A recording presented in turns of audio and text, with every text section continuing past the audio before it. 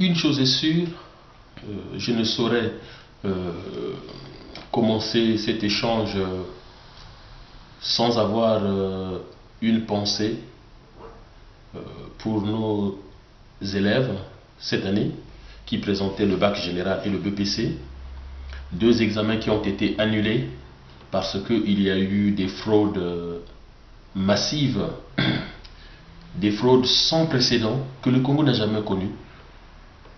Nous sommes tous nés au Congo, nous avons tous été scolarisés au Congo jusqu'à l'université.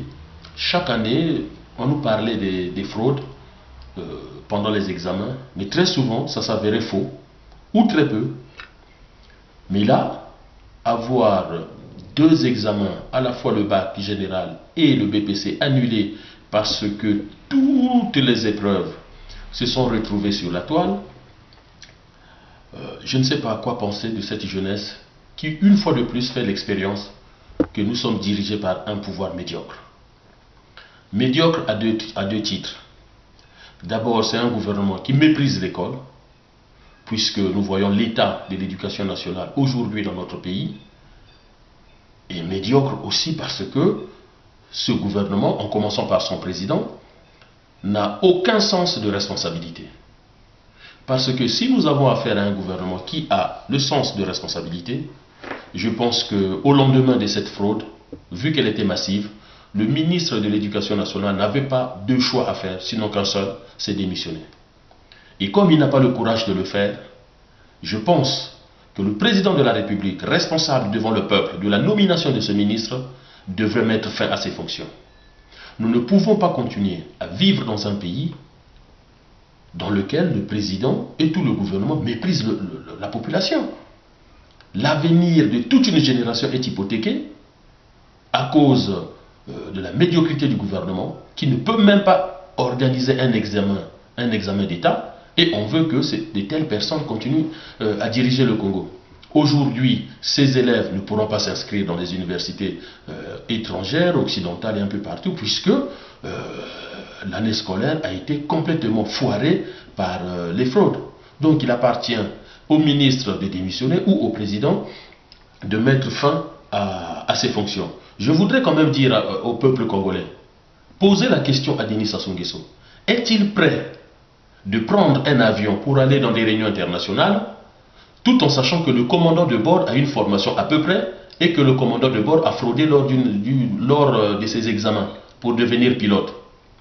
Tout comme le président Sassou et le ministre Thierry Mungala sont-ils prêts à s'allonger sur une table d'opération, sachant que le chirurgien a triché pendant ses examens?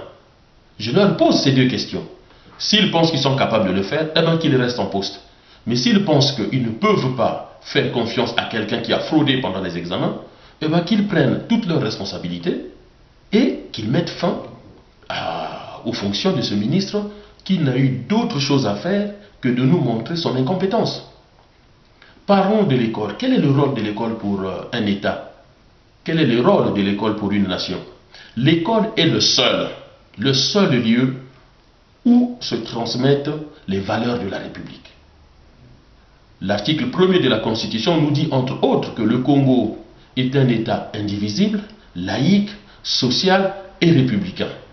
Mais quel est le lieu où on peut transmettre ces choses? C'est l'école. Or, c'est cette école que notre président méprise. C'est cette école que le gouvernement méprise.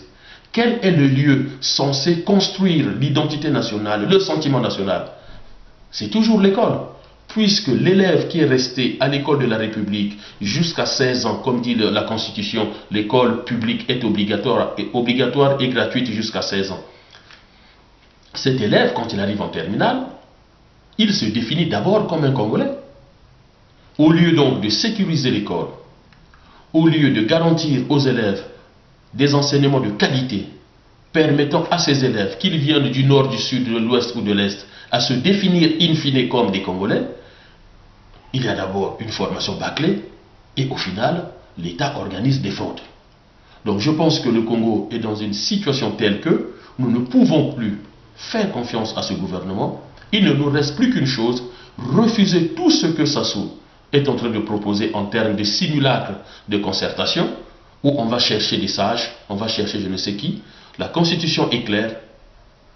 Août 2016, son mandat est fini. Et bien, après août 2016, nous aurons un ministre de l'Éducation nationale qui saura organiser des examens sans qu'il y ait fraude, mais aussi un ministre qui saura mettre en place des programmes scolaires censés garantir à nos jeunes une formation de qualité pour qu'ils soient prêts, aptes à diriger le Congo et à développer le Congo.